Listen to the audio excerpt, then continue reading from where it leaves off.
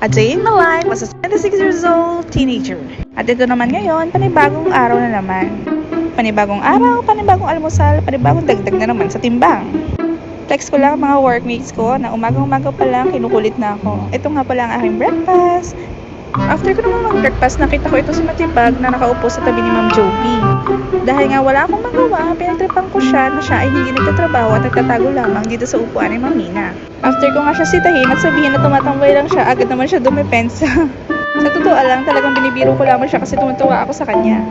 Dahil nga bored na ako sa taas, tinry ko munang bumaba upang makita ko ang mga kasama namin na nagtatrabaho sa baba.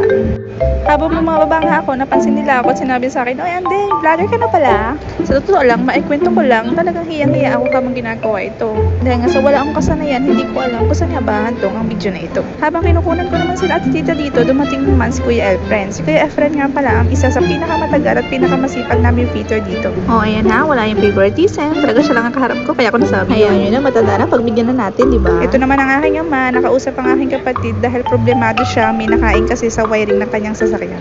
Ito naman. Damay na din natin to si Idol kasi nakitaan siya. Siyang marap ngunit ayaw niya. Ito, nabutan naman ako nung ubos ng aming toner. Ewan ko nga ba kung may balat lang ako sa puwet o talagang minamaras lang talaga ako kasi lagi na lang ako ang pinag-aabutan dito. O diba, kitang-kita, pinasayaw pa ako ni Ma'am Joby dito. Ako lang ba, na kahit alam kong mahirap buksan, ngipin ko pa rin ang ginagamit ko sa pagbubukas ng toner. Pilit ko pa rin talaga kahit alam kong hindi kaya.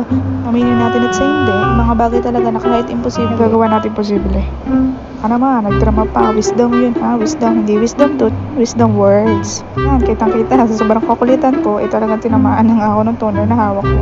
Kasi sa hinaba-haba ng ginawa kong pagbubukas dito ay talaga nabuksan ko din nga. Mukhang successful talaga. O, ayan, ang kinakita ko pa sa inyo. Naman in life, naniniwala talaga ako na nothing is impossible.